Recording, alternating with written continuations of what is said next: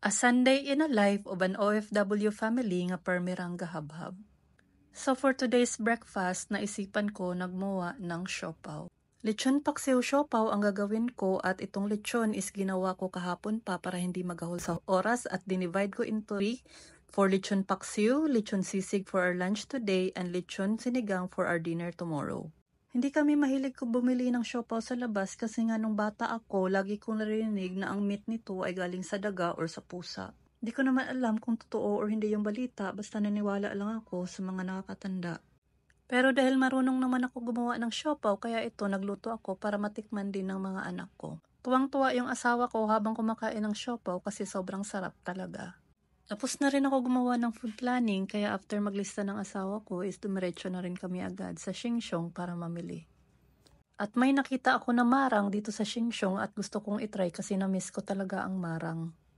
Before umuwi, nagtaya pa ng loto yung asawa ko hoping na manalo kami. Hindi ko sinama si Paxton na mamalengke kasi hinayaan ko muna siyang matulog. Pagdating sa bahay, after i-arrange ang flowers for the altar, nagluto na rin agad ang asawa ko ng lechon sisig for our lunch. Nag-set up na rin kami ng Christmas tree at Christmas decoration para wala na kaming iisipin in the next weeks. Itong sisig is special request talaga ng mga anak ko kasi favorite nila ang sisig ng daddy nila. Ipag namang magluto ang asawa ko basta request ng mga anak niya. Finally, tapos na magluto at mag-decorate at ito na lunch na kami at tinikman din namin yung marang. After ng lunch, kausap ko ng mga 1 oras yung tatay ko para kumustahin siya before ng aking online class. Super busy talaga ang aming weekend pero hindi namin talagang pwedeng palampasin na hindi kami magsimba at magpasalamat sa ating Panginoon. After ng Mass, nag-request ang mga kids na kung pwedeng kumain sila ng KFC kasi last year pa sila nakakain ng KFC.